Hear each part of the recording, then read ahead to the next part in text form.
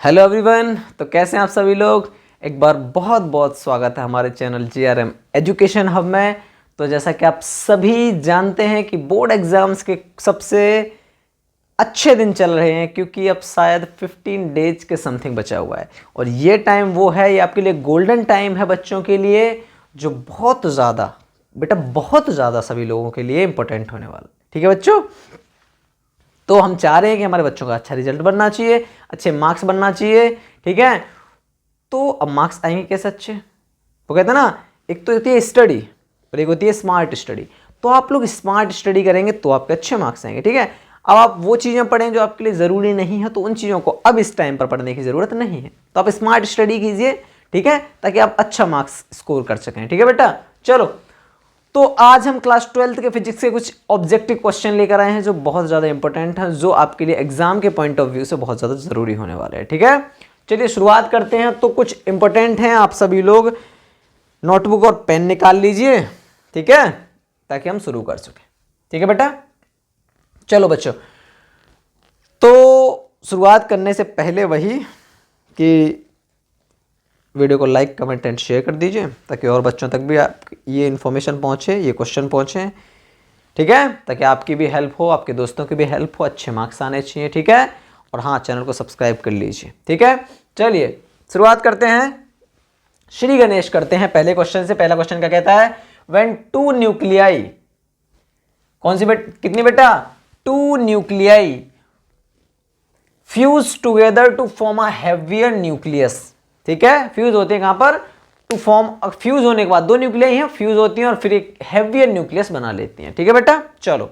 The binding energy per nucleon, तो उनकी जो बाइंडिंग एनर्जी होगी पर न्यूक्लियन वो क्या होगी, इंक्रीज होगी, डिक्रीज होगी, या फिर क्या उस पर इफेक्ट पड़ेगा वो आपको बताना है। तो क्या होगी बेटा, अगर कोई 2 न्यूक्लियाई हैं वो फ्यूज होती हैं और साथ में फ्यूज होने के बाद एक हेवियर न्यूक्लियस बना लेती है, तो उनकी जो बाइंडिंग एनर्जी जो होगी पर न्यूक्लियन वो क्या होगी बेटा, इंक्रीज होगी। क्या होगी बेटा, इंक्रीज होगी। तो ये आपको पता होना चाहिए। ठीक है बेटा, चलो बच्चों, पहला क्वेश्चन होगा बच्चों।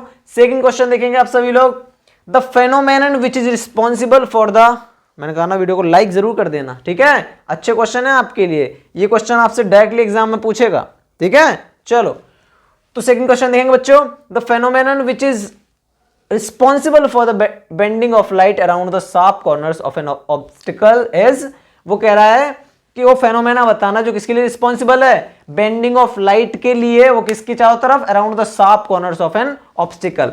ठीक है, तो वो कौन क्या होता है, वो फेनोमेना कौन सा है बेटा, तो वो आपको पता होगा, आपने पढ़ा भी है, कौन सा बेटा, डिफ्रैक्शन है। क्या है बेटा, डिफ्रैक्शन। ठीक है, तो ये इंपॉर्टेंट क्वेश्चन है। ये आपसे इस तरीके के छोटे छोटे क्वेश्चन होते हैं, आपको पता होना चाहिए, फेनोमेना वगैरह, लॉ वगैरह। जैसे मैंने अभी पूछा था उस दिन शुरुआत में भी करवाया था, तो उसमें पूछा था कि प्रोडक्ट ऑफ 2 चार्जेस वो लॉ बताना था। ठीक है, और इनवर्स फोर्स जो होती है वो प्रोडक्ट ऑफ 2 चार्जेस के डायरेक्टली प्रोपोर्शनल और इनवर्सली प्रोपोर्शनल होता है उनकी डिस्टेंस के स्क्वायर के। तो कौन सा लॉ होता है, आपको पता था, कूलॉम्स लॉ होता है। तो इस तरीके से आपसे इस तरीके से लॉ पूछ सकता है, कोई थ्योरेटिकल कोई फेनोमेना पूछ सकता है, तो आपको पता होना चाहिए। तो इसमें पूछा था कि बेंडिंग ऑफ लाइट जो होती है around the sharp corners of an obstacle, तो वो फेनोमेना कौन सा है, तो वो कौन सा था बेटा, डिफ्रैक्शन होता है। कौन सा होता है, डिफ्रैक्शन। तो आपको पता होना चाहिए। ठीक है, चलिए नेक्स्ट क्वेश्चन देखते हैं। थर्ड क्वेश्चन क्या कह रहा है, magnifying power of a microscope depends on, कि माइक्रोस्कोप की जो मैग्नीफाइंग पावर जो है वो किस पर डिपेंड करती है बेटा,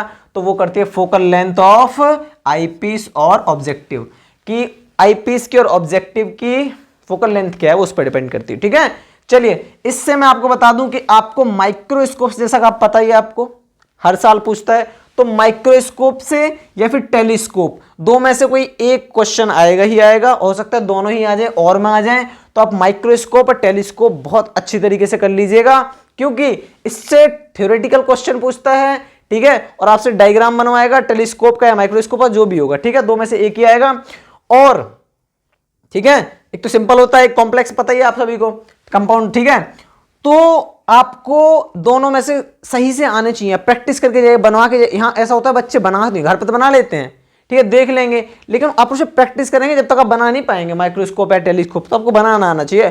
तो लॉन्ग क्वेश्चन आएगा, थ्योरेटिकल क्वेश्चन आएगा। ठीक है, उसमें 2 या 3 क्वेश्चन पूछे जाएंगे एक ही क्वेश्चन में। तो टेलीस्कोप और माइक्रोस्कोप आप सही से करके जाइएगा, लॉन्ग क्वेश्चन भी आता है इससे बेटर। ठीक है, चलो फोर्थ क्वेश्चन पे आते हैं। किरचॉफ्स करंट रूल, तो आपको किरचॉफ्स लॉ पता ही है, ठीक है, लूप रूल और आपको जंक्शन रूल वगैरह पता है, ठीक है। तो वो कह रहा है किरचॉफ्स का जो करंट रूल है ना, करंट वाला जो रूल है, is based on the law of conservation of, वो कह रहा है जो करंट रूल है किस, कौन सा बेटा, किरचॉफ्स का जो करंट रूल है वो किस पर बेस्ड है, लॉ ऑफ कंजर्वेशन ऑफ किसके, चार्ज पर, किस पर बेटा, चार्ज पर। तो बच्चों चार्ज पर जो law of conservation of charge पर डिपेंड होता है क्या, Kirchhoff's current rule.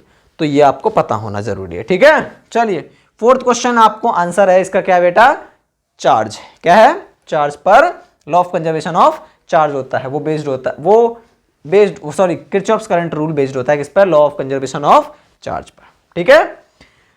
Next question देखेंगे, फिफ्थ क्वेश्चन क्या कह रहा है, इन अ मूविंग कॉइल गैल्वेनोमीटर, एक क्या बेटा, मूविंग कॉइल गैल्वेनोमीटर है, current in the coil is, तो उसमें करंट जो होगा वो कैसा होगा, डायरेक्टली होगा, इनवर्सली क्या होगा, ठीक है। तो वो किसके बेटा, डायरेक्टली प्रोपोर्शनल होता है, किसके, directly proportional to angle of deflection, किसके बेटा, डायरेक्टली प्रोपोर्शनल किसका होता है, डिफ्लेक्शन के एंगल के डायरेक्टली प्रोपोर्शनल होता है। तो ये आपको पता होना चाहिए, किसमें, जो मूविंग कॉइल गैल्वेनोमीटर है उसमें जो करंट है कॉइल में, ठीक है, वो डायरेक्टली प्रोपोर्शनल होता है किसके, एंगल ऑफ डिफ्लेक्शन के। इसका मतलब अगर एंगल ऑफ डिफ्लेक्शन बढ़ेगा तो करंट भी इंक्रीज होगा, और एंगल ऑफ डिफ्लेक्शन अगर डिक्रीज होता है तो करंट भी डिक्रीज होता है, ठीक है, ये आपको पता होना चाहिए।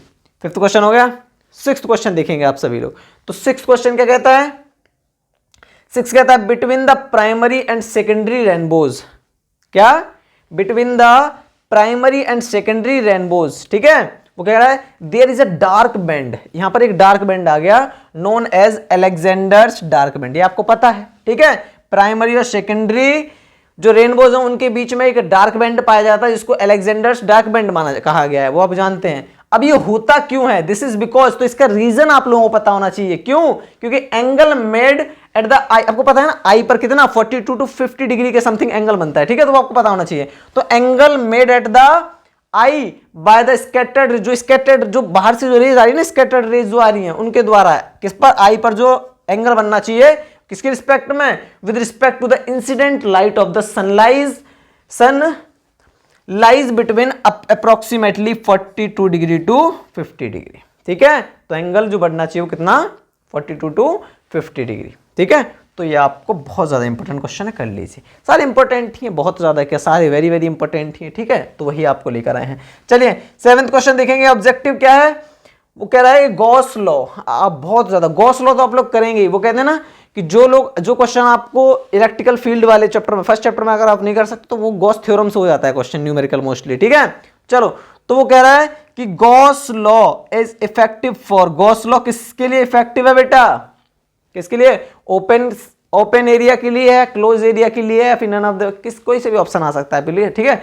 तो आपको हमेशा याद रखना है किसके लिए बेटा, कि क्लोज्ड एरिया के लिए क्या होता है, किसी भी क्लोज एरिया के लिए गॉस लॉ इफेक्टिव होता है, ठीक है। तो आपको पता भी है, फर्स्ट चैप्टर में ये अच्छा है टॉपिक है, और इससे न्यूमेरिकल भी आपको आ जाते हैं करने के लिए, ठीक है, तो आपको करके जाना है, ठीक है। चलिए नेक्स्ट क्वेश्चन देखेंगे, पावर ऑफ लेंस की, ये तो आप बच्चा जानता होगा, 10th क्लास का ही क्वेश्चन है ये तो, पर 12th में भी है तो करना पड़ेगा, ठीक है, कि पावर ऑफ, हाँ पावर मैं बहुत से बच्चे इसमें कंफ्यूज हो जाते हैं, खासकर 10th वाले बच्चे, ये तो 12th का टॉपिक है, बच्चे कंफ्यूज नहीं होंगे।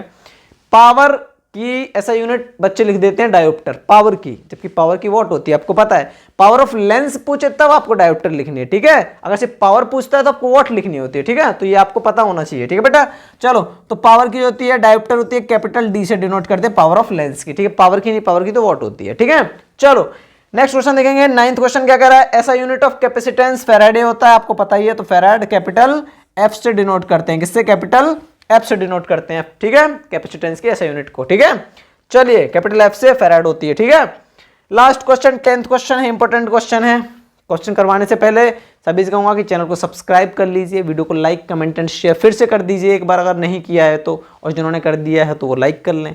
कमेंट जरूर किया करो कि अगर जो क्वेश्चन आपको नहीं आते या फिर आपको किस तरीके से वीडियो चाहिए या क्या आपको मटेरियल चाहिए, तो आप मुझे कमेंट करें, तभी तो मुझे पता चलेगा कि आपको क्या चाहिए 12th क्लास का जो बोर्ड मटेरियल है, ठीक है। बहुत से बच्चों को बहुत चीज़ें मिल जाती हैं, बहुत से बच्चों के पास बहुत सा मटेरियल नहीं होता है, तो आप बताएंगे तभी तो मुझे पता चलेगा ना। चलो तो ये आपको पता होना चाहिए, ठीक है। आप मुझे कमेंट जरूर किया कीजिए कि भैया मुझे ये ज़रूरत है, आप मुझे इस तरीके की वीडियो या इस टॉपिक पर कोई वीडियो ले आइए, तो मैं आपको उस तरीके से आपको सजेस्ट करूंगा कि क्या आपके लिए जरूरी है पढ़ने के लिए। ठीक है बेटा, चलो next question, what is the symbol of PN junction diode. तो सिंबल आपको दे सकता है, कुछ फालतू के सिंबल बना सकता है वो, लेकिन आपसे कह दे कि पीएन जंक्शन डायोड का सिंबल कौन सा है, तो ये है बेटा पीएन जंक्शन। ये कैसा लगता है, ऐसा लगता है यूट्यूब के वही जो प्ले बटन है उसको ऑन करने वाले हैं, है ना ऐसे ही लगता है ये पीएन जंक्शन डायोड, है ना, ऐसे नहीं लगता ये।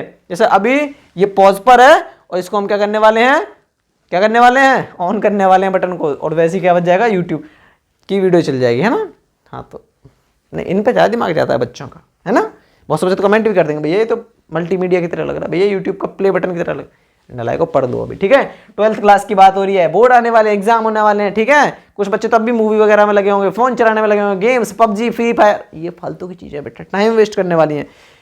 मैं कह रहा हूँ ना, एग्जाम होते ही आप फ्री फायर में, पबजी में, जहाँ जाना हो, पबजी सब्जी जो भी आपको ज़रूरी लगे अब वो करना, खाना पीना। ठीक है, पर फिलहाल के लिए, कुछ वक्त के लिए, कुछ टाइम के लिए, ठीक है, आपके लिए कुछ नहीं, फ्यू डेज बचे हैं, कुछ समझ, 15 डेज भी नहीं बचे हैं, आज 2 फेब हो चुकी है, तो अब क्या टाइम बचा हुआ है। ठीक है, हाँ कुछ बच्चे तो नालायक, वैलेंटाइन डे आने वाला है उनके लिए, तो उसमें लग जाए, अबे पढ़ लो, वैलेंटाइन कुछ नहीं काम आएगा आपके, जब एग्जाम दोगे, ठीक है, तो उसमें बैठ लेना, उसमें लिख लेना क्या फालतू की चीज़ें, वहाँ लिखने बैठ जाना तुम, अगर वैलेंटाइन मनाने में रह जाओगे तो वैलेंटाइन डे नहीं मनाना, रिजल्ट का जो तुम्हारा जो एग्जाम है, एग्जाम डे के लिए प्रिपरेशन करो, वैलेंटाइन डे के लिए कोई प्रिपरेशन करने की जरूरत नहीं है। ठीक है, समझ आ गया, अगर मेहनत करोगे रिजल्ट अच्छा आएगा, अच्छे अच्छे लोग भाव देंगे, कुछ कर लोगे तो 100 लोग पीछे होंगे, और नहीं करोगे तो वो वैलेंटाइन डे वाली भी चल देगी घर छोड़ के। ठीक है, तो वो घर क्या, घर तक तो बाद में आएगी, है ना। कोई बेटी अपने, कोई बाप अपनी बेटी क्यों देगा, पढ़े लिखे होंगे तब देगा ना, है ना। मैं भी कहाँ वैलेंटाइन डे से कहाँ पहुँच गया। चलो, ये तो मेरा फ़र्ज़ है आप लोगों को बताना कि पढ़ाई पर ध्यान दीजिए, फालतू की चीज़ों पर ध्यान ना दें। ठीक है, फालतू की चीज़ें सब बाद में होती रहेंगी, फिलहाल पढ़ाई पर ध्यान दे लेते हैं, क्योंकि एग्जाम हमारे बहुत सर पर आ चुके हैं, हाँ सर पर आ चुके हैं। ठीक है, चलिए मिलते हैं किसी अगली वीडियो में बहुत अच्छे, कुछ अच्छे मटेरियल के साथ। ठीक है बेटा, जाने से पहले वही फिर कहूँगा कि चैनल को सब्सक्राइब कर लीजिए, वीडियो को लाइक कमेंट एंड शेयर कर देना, और मेहनत में लगे रहिए, जुटे रहिए, ताकि अच्छा मार्क्स करें, पेपर को फोड़ कर आएंगे, पेपर में सब कुछ करके आएंगे। बस ये सोच कर चलना है कि एक भी क्वेश्चन हमारा छूटना नहीं चाहिए। ठीक है, चलो बहुत बहुत शुक्रिया आप सभी का बेटा।